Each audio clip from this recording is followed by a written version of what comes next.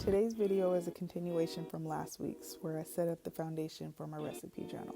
The dessert section is the last one, but since I have a sweet tooth, it's actually the largest, so that's where I decided to start. I have a link to the blog post in the description box. There will be photos of all the recipes if you want to pin one for later, plus a list of all the supplies I used. These are pretty easy dishes, so a beginner should have no problem if you want to try one out. Anyway, I'm going to leave you with the music so you can journal with me.